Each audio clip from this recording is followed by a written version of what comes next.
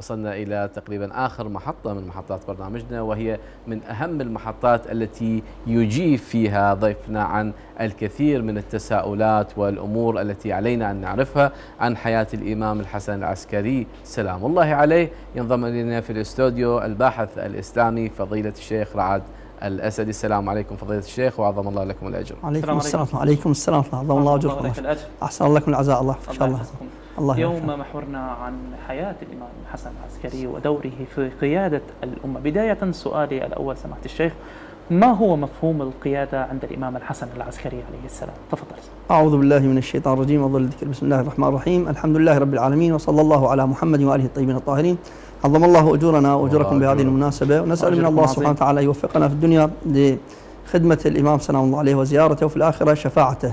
مفهوم القيادة بصورة عامة أنه الشخص يمتلك مجموعة من الأتباع طبعا، نعم، ويستطيع تجميع بصورة عامة يعني هؤلاء الأتباع ويوجههم بالاتجاه المعين. يعني نعم. تكون أول شيء عنده مقدرة على تجميع شخصيات معينة، وبالمقابل يوجه الشخصيات باتجاهات مختلفة أو باتجاه معين بحسب الرغبة أو المصلحة اللي يراها. أحسنت. فهذه بصورة عامة. الإمام سلام الله تعالى عليه درب مجموعة، إذا صحت العبارة، نعم. مجموعة من الأشخاص بحيث أنه كان لهم مستوى عالي جدا من الطاعة والانقياد لأوامر الإمام سلام الله تعالى عليه. سلام الله عليه. ولديهم المعرفة التامة بالأمور التي يريدها الإمام سلام الله تعالى على اعتبار تدري يعني الإمام كان محاط برقابة شديدة بالسلطة العباسية طبعا، هذه الضغوطات فالإمام سلام الله تعالى عليه عمل على بناء مجموعة من الشخصيات ولها يعني مستوى عال من الطاعة ومن المعرفة ومن المهنية بالعمل، بحيث أنه في أي وقت الإمام سلام الله تعالى عليه يحتاج أنه يتجمعون، طبعا إذا كان عنده يعني فالظروف يمكن يتجمعون بها طبعا، وبنفس الوقت يوجههم في توجيه معين اللي كان هو حلقة الوصل بين طبعا بين الإمام سلام الله تعالى عليه وبين القواعد الشعبية أو الشيعية للإمام سلام الله عليه. أحسنت فضيلة الشيخ. يعني الإمام سلام الله عليه بهذا العمر 28 سنة استطاع أن يحقق إنجازات كبيرة جدا يعني بهذا العمر، لكن ضيق على الإمام كثيرا في زمن العباسيين، وهذه اللعبة اللي لعبوها لعبة التشكيك.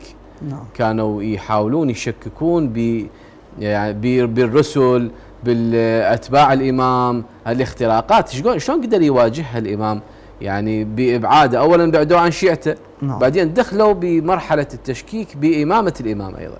الإمام سلام الله عليه طبعا هذا مسألة التشكيك، وما دولة بني العباس مارست دور يختلف عن دولة بني أمية. يعني بني أمية بالبداية السجن للأئمة عليهم السلام، من أجل المأمون لعنة الله عليه وعلى الظالمين مارسوا ويا الأئمة عليهم السلام مسألة أنه يقربونهم من السلطات، كذلك ما كان أكفد نفع بالمستوى.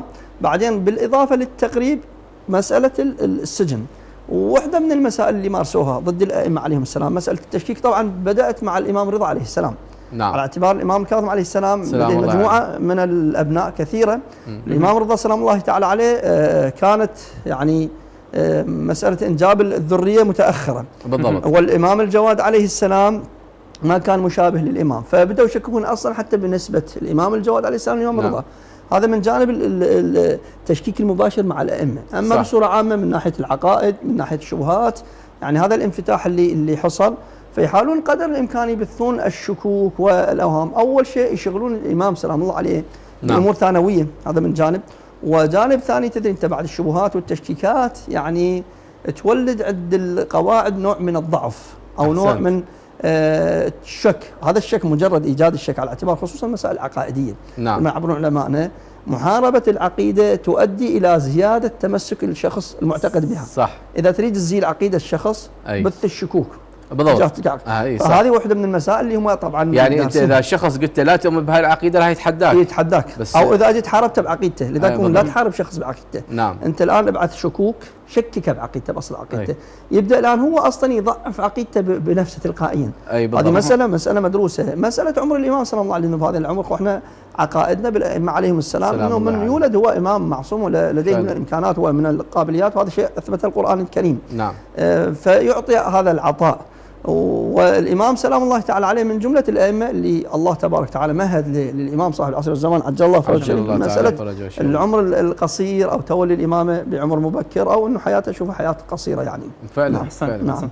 طب في ظل هذه التحديات وهذه الضغوطات التي مارسها الإمام الحسن العسكري، كيف كان دوره القيادي في تحدي هذه الضغوطات من قبل السلطة الظالمة العباسية؟ يعني دورك قصدك من ناحية ممارسة هذه الأحداث مثلا، لو دورة تجاه هاي السلطة الظالمة طبعا اللي كانت يعني السلطة العباسية، يعني دور قيادي، دور قيادي طبعا. نعم. توجيه الأمة كما يعبر عنه بالسلبية، مثل ما عبر السيد الشهيد الصدر الثاني رضوان الله تعالى عليه وباقي علمائنا. نعم. السلبية والسرية. السلبية أنه ما كان الإمام سلام الله تعالى عليه يترك أي مستمسك أو دليل على أنه الإمام سلام الله تعالى عليه له تحركات تجاه السلطة، بحيث أنه الآن السلطة إذا يداهمون الإمام أكثر من مرة، يداهمون بيت الإمام سلام الله عليه، لكن لا يوجد لديهم أي إثبات أو أي دليل أنه الإمام سلام الله تعالى عليه الآن يمارس دورا عسكريا أو سياسيا تجاه إضعاف السلطة أو محاربة السلطة أو إسقاط السلطة أو الوصول إلى السلطة أصلا.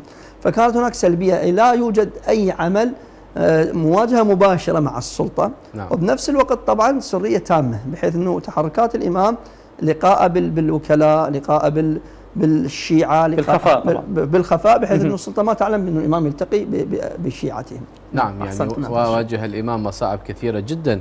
يعني واحدة من أهم أدوار الإمام سلام الله عليه هو التمهيد للإمام المهدي عجل الله تعالى فرجه الشريف، وكان على عاتقه يعني أمور كثيرة. أولا يقنع الناس بإمام سيغيب بعده ومثل هذه الأمور. يا ريت لو توضح لنا إياها أيضا سماحة الشيخ. طبعا لعله من أصعب وأعقد الأمور التي مر بها الإمام سلام الله تعالى هذه المسألة. على اعتبار الإمام سلام الله تعالى عليه تحت المجهر والرقابة الشديدة منذ ولد، على اعتبار أن النبي صلى الله عليه وآله وسلم بروايات كثيرة وبأحاديث واضحة وصريحة جدا أن الإمام المهدي عجل الله فرجه الشريف من ذرية من أبناء الإمام الحسن العسكري المباشرين. فبمجرد تزوج الإمام الحسن سلطة ورقابة شديدة على الإمام سلام الله تعالى عليه. والجانب تزوج متأخر. الجانب الآخر وأكثر من زوجه، وحتى أنه مسألة أم الإمام سلام الله تعالى حتى العباسيين ضيقوا عليه بمسألة الزواج لأن يعرفون. نعم. كما عمل فرعون مع موسى في سلام الله تعالى عليه. فالمسألة الحساسة والصعبة جدا، المعادلة كما يعبرون الصعبة التي مر بها الإمام سلام الله تعالى عليه، هو إثبات الخليفة من بعده للناس، على اعتبار أنه هذا خليفة، هذا الذي بشرت به الكتب السماوية. صحيح. وكل شخص يتمنى أن يكون هو هذا الشخص، وهم العباسيين يعرفون هاي المعلومة، علم اليقين. فالإمام سلام الله عليه يجب أن يبين هذا الشخص للناس. ويعرفهم به معرفة حقيقية، بحيث إذا جاء شخص وادعى هذا المنصب أو هذا المنزلة هذه المنزلة أو هذا المكان، يقولون هذا ليس هو. في نفس الوقت مجرد إعلام الإمام سلام الله تعالى الناس بهذه الشخصية يؤدي إلى تصفية هذه الشخصية وقتل هذه الشخصية. هم العباسيين سموا المهدي على مود يحاولون يدخلون. لذلك الإمام سلام الله تعالى عليه كان لخاصة أو خواص الخواص عندما يأتي، كما في بعض الروايات موجودة في كتب السيرة، اذهب وسلم على إمام زمانك. يقول أحد الرواة وهو من أصحاب الإمام سلام الله تعالى عليه، يقول ذهبت ووجدت خلف الستار أو خلف الرداء طفل رضيع وسلمت عليه وقال هذا إمام زمانك، للتثبيت الموضوع، للتثبيت أنه الآن الإمام ولد. وهو الإمام هو مفترض الطاعة، وهو الإمام الخليفة الذي سيملأ الأرض قسطا وعدلا. فكان الإمام أظهره للناس من خلال خواص الخواص، الذي كما يعبر بعض أصحاب الإمام يقول عندما قالوا له لماذا لم يختارك الإمام لتكون من وكلائه واختار فلان، قال لو كانت رجل فلان على رداء لصبي من بني هاشم لما نحاها أو أزالها حتى تقطع، بينما أنا لعله أفشي السر وأبيح بهذه المسألة. ما عندي هاي الإمكانية. أحسنتم. فأخبر الخواص الذين لهم إمكانية المحافظة على هذا السر والحفاظ على الإمام المهدي عجل الله فرجه الشريف، وليكون هذا الكلام وهذا القول الذي يقولون به هو حجة على جميع الناس. وأخفاه طبعا عن البعض، وكذلك بأسلوب آخر، أسلوب التورية والكناية وعدم التصريح. يعني عندما يسأل مثلا من هو الخليفة من بعدك، قال الذي يصلي عليه، والذي يخبركم عما في الهميان، والذي يخبركم بعدد الأموال. فأعطاهم بمواصفات مو بشخصه، وبمواصفات غير مرتبطة بشخصية الإمام، مثلا أنه طوله كذا، لديه مثل وشم أو خال أو كذا، ما وصف بهذه الأوصاف، وصف بأمور ثانوية، أنه سوف يأتي وفد من خراسان على ما أتذكر من غير دولة، من خراسان، وله أسئلة. نعم. فالذي يجيب عن هذه الأسئلة ولديهم هميان فيها أمور الذي يخبر بها والخليفة من بعد. لأن لو كانت الأوصاف جسدية لكان ممكن يختلقوها وممكن لعله. لكن هذه أوصاف معنوية صعب على أي إنسان يقوم بها. أحسنت. وهذا من أصعب الأمور التي مر بها الإمام الحسن العسكري، يكون يعني نفس الوقت على كما يعبرون ضدين. نعم. أثبت وجود الإمام نعم. الخليفة من بعده، وفي نفس الوقت أخفي هذا الشخص. نعم. يعني هم كن أظهر للناس فهم كن أخفي على الناس. نعم. لكن عندما يعني نقرأ في التاريخ الإمام الحسن العسكري سلام الله عليه أيضا مظلوم. يعني مثلا عدد الروايات عن الإمام مو كثيرة جدا مثل بقية الأئمة. سيرة الإمام أيضا عندما تبحث تجدها أيضا محدودة. يعني يا ترى هل هذا كان بسبب تضييق العباسيين بحيث أنه ما وصل لنا كثير عن الإمام؟ ليش يعني ما نشوف كثير من الروايات أو كثير من التاريخ عن جوانب حياة الإمام؟ واضح يعني جدا لسببين. السبب الرئيسي كما يعبر الآن بعض العلماء عندما يقول لماذا سمي الإمام الحسن العسكري بالعسكري؟ لماذا لقب بالعسكري؟ زين. بعض المؤرخين يقول لأن الإمام سلام الله تعالى عليه سجن في سجن وسط معسكر. يعني الإمام مو فقط مسجون، لا هذا السجن وين موقعه؟ الآن كأنه سجن أبو غريب مثلا. أبو غريب داخل معسكر. صح. فأصلا الإمام هو مسجون وفي سجن داخل معسكر. زين. الآن إذا تريد الرواية كيف تصل؟ يعني هي ليست من الروايات طبعا الصحيحة أنه هو سمي بالعسكري لأنه كان البعض يقول أنه البعض طبعا سمي أو لقب بالعسكري لأنه سجن في أحد المعسكر في هذا المعسكر. فكيف تصل؟ بغض النظر عن صحة هذه الرواية أو أنه الإمام ثابت لدينا أنه سجن. طيب. وسجن أكثر من مرة من قبل سلطة تريد إبعاده عن الناس، فكيف تصل تلك الروايات إلى الناس؟ قبل أن تصل إلى الروايات كيف مع من يتكلم الإمام سلام الله عليه؟ أحسنت. نحتاج إلى شخصيات مثلا. وكذلك بعد الحركة الواسعة التي أحدثها الإمام الباقر عليه السلام ووسعها الإمام الصادق بشكل كبير، بحيث أنه أئمة المذاهب هم طلبة عند الإمام الصادق عليه السلام. أحسنت. هذا الانتشار الواسع للأحاديث وهذه السعة والانفتاح الكبير، بحيث حتى من كان يخالف الإمام الصادق عليه السلام بالمذهب لكن يقر له بالأعلمية ويقر له يعني أنه لم أرى شخص كجعفر محمد الصادق. أبو حنيفة. هذه التجربة التي كانت قبل دولة بني العباس كأنما استثمروها بشكل أنه يكون الإمام العسكري بعد وكذلك الإمام الهادي عليه السلام ما يكون لهم هذا الأفق الواسع وهذا الدور الكبير، على اعتبار الأئمة عليهم السلام لديهم كنوز وهناك هذه القيود طبعا التي تهذب. الإمام رضي عليه السلام ماذا يقول حدثوا الناس بمحاسن أخلاقنا فإنهم لو عرفوها لاتبعونا. فالإمام يعطي قاعدة أنه ما عليكم إلا التحديث بفضائلنا ومحاسن أخلاقنا. هذه المسألة يعلم بها علم اليقين بني العباس، يعني اتبعوا هذه الفضائل من فإذا تركوا الإمام سلام الله تعالى عليه يتكلم وهناك روايات تخرج وتظهر، فهذا يؤدي إلى أنه الناس تتعرف على أخلاق الإمام سلام الله عليه تميل الناس إليهم، بالتالي السلطة راح تفلس. هم أصلا يريدون إبعاد الناس عن الأئمة عليهم السلام. نعم. هذا ديدا يعني كل طغاة العصر. طبعا وإذا أضفنا شيء آخر وهو كذلك مهم، الروايات التي سوف يتكلم بها الإمام الحسن العسكري سلام الله تعالى عليه تكون بنسبة كبيرة عن الإمام المهدي اللهم عجل فرجه عجل الله فرجه الشريف، وهو الآن يضج مضاجعهم كما يقولون، يقض مضاجعهم وجود الإمام سلام الله عليه. نعم. فأصلا حتى لو افترضنا مثلا لعله من الأمور التي تضاف كذلك أن روايات الإمام سلام الله تعالى عليه سوف تكون بنسبة كبيرة بخصوص الإمام المهدي من بعده، مرحلة التمهيد طبعا، وهذا شيء واقعا خطر بالنسبة للحكومة آنذاك.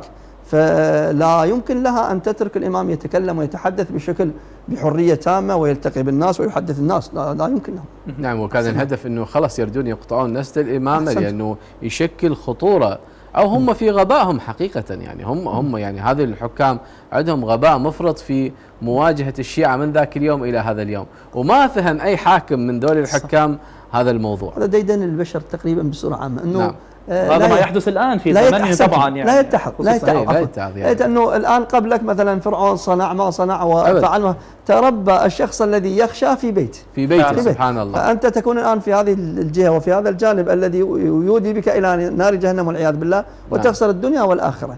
على اعتبار هذا مشروع إلهي. الله تبارك وتعالى تكفل برعاية هذا الشخص. أنا وغيري نجي نريد احنا نحارب الباري عز وجل ونغير إرادة الباري عز وجل، ما ممكن. لكن يعني أكثر الناس أحيانا يعني يخطر تساؤل، في أذهاننا. يعني عندما نقرأ الروايات، يعني من ساعة قبل أنا وعلي كنا نتحدث عن رواية كيف شخص بعث للإمام، أكيد هذه الرواية تعرفها حضرتك، اللي بعث للإمام قال أنا ضاق صدري في السجن، فخبر الإمام قال له راح تطلع من السجن وتصلي سبحان في بيتك. الله، وصدق في هذا. يعني هذه القدرة العجيبة اللي في معرفة القوانين الكونية، لماذا لم يستخدمها الإمام في القضاء على العباسيين وانتهى وارتاحينا من عندهم؟ يعني هذه الأمور يعني الله تبارك وتعالى أجرى الأمور أو الأسباب بمسبباتها. نعم. هناك اختبار للناس. نعم. الآن لو رفعنا، وحتى هذه العفو تدخل في مسألة الجبر لعله، الآن إذا كل شخص يقوم بالظلم أو بالفساد مباشرة الله سبحانه وتعالى ينتقم منه، يستأصله. نعم. ما يجرؤ الشخص بعد على القيام بارتكاب معاصي أو محرمات. صح. ده من جانب. ما يكون عنده خيار. الآن إذا اللهم ارزقني الصبر. نعم. إذا لم توجد بلاءات كيف أصبر؟ أكيد. أنا كأنما أنا أقول له إلهي ارزقني الصبر، أقول له إلهي ابتلني ببلاءات اللي أنا أقدر بالاختبار، هي القدرة. اللهم ربنا لا تحملنا ما لا طاقة لنا، اجعل بلائي بمستوى أستطيع أن أصبر على ذلك البلاء. يعني لا يوجد صبر بدون بلاء. لا يوجد مثلا أنه اللهم وفقني لإكرام الفقراء، لابد من وجود فقراء. وفقني بالامتحان بدون دراسة. فمع عدم وجود الظلمة الاختبار، وهذا يعني بصورة عامة وبصورة كبيرة، حتى الإنسان نفسه يقر ويذعن أنه هذه إمكانيات، على اعتبار الآن كل شخص ونفسه وداخله يقول نعم. أنا على مستوى من الخير وأنا أكاد أصل إلى الملائكة. لكن عند الاختبار نفشل بشكل كبير وكبير جدا. الواقع. أحسنتم. فهذه من باب إثبات الحجة على الشخص. مع وجود الظالم الآن الإنسان مخير إما أن يذهب لجهة الخير والصلاح أو إلى جهة الظلم والفساد.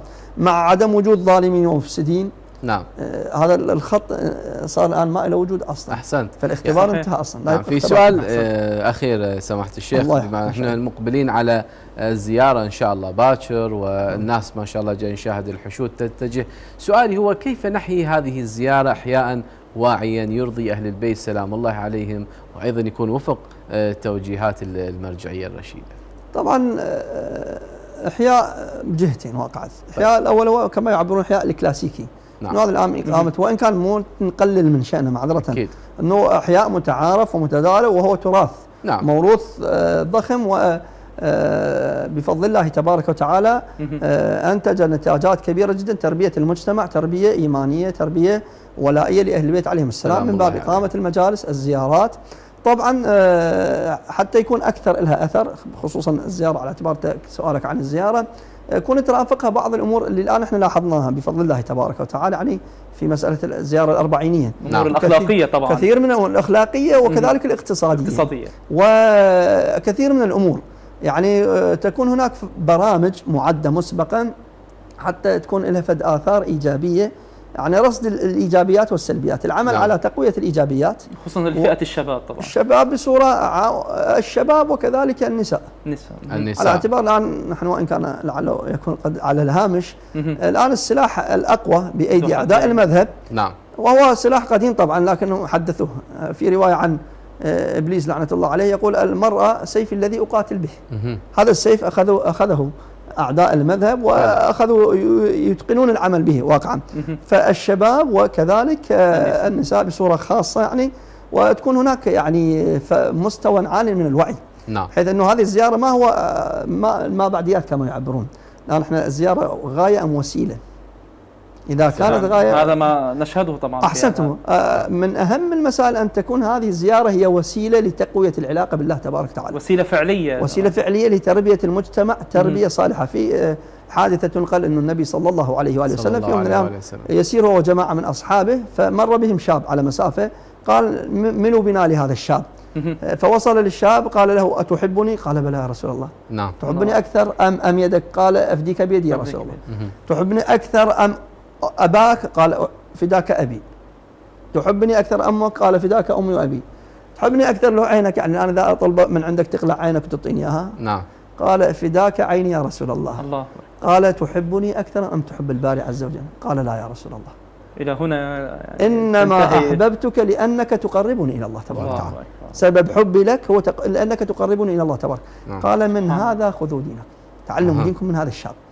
الآن محل الشاهد والكلام أنه أنا أزور الإمام العسكري سلام الله ولكن تعالى، ناخذ نعم. هذه كلها من رب العالمين وباقي الأئمة، لأن الأئمة عليهم السلام ضحوا بكل ما يملكون بالغالي والنفيس من أجل ربط الناس بالباري عز وجل، من أجل جعل الناس يسيرون بأخلاق النبي صلى الله عليه وآله وسلم. علموا الناس محاسن أخلاقنا فإنهم لو عرفوها لاتبعونا. تكون الزيارة أصلا نوع من التربية الروحية، التربية العملية الميدانية لتحسين الأخلاق وجعل الإنسان يسير بالاتجاه الخلق الرفيع الذي يريده الباري تبارك وتعالى والنبي صلى الله عليه وسلم. وعلى أن لا تدفعنا العاطفة، أحيانا العاطفة هي اللي تخلينا نسوي أمور وهذه الأمور ما تكون هي بالصورة الصحيحة. فبالتالي مثل ما ذكرت حضرتك كل ما حكمنا العقل وأخذنا الموضوع من ناس هم أهلا له.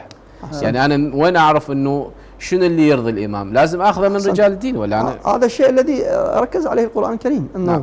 الآن هذا الجو العاطفي المشحون استثمروه من أجل تحريك العقل بالاتجاه الصحيح فعلا. لذلك نعم. نرى العاطفة طافحة في كثير من السور القرآنية وخصوصا قصص الأنبياء. جانب العاطفي كبير جدا. هذا الزخم العاطفي استخدموه لتحريك العقل. الناس الآن توجهت استخدموه باتجاه عقلاني واتجاه واعي من أجل تحقيق الأهداف التي أرادها الباري عز وجل من هذه الأمور التي ذكرها. يعني فعلا هاي كل هاي الأمور التي نستخلصها والدروس التي نستخلصها من أئمتنا سلام الله عليهم. الباحث الإسلامي سماحة الشيخ رعد الأسدي، نشكرك جزيل الشكر على مقدمتك لنا في هذا المحور. وبارك الله بك فضيلة الشيخ. جزاك الله خير. شكرا موصول لكم والأخوة المشاهدين. الله يحفظكم إن شاء الله.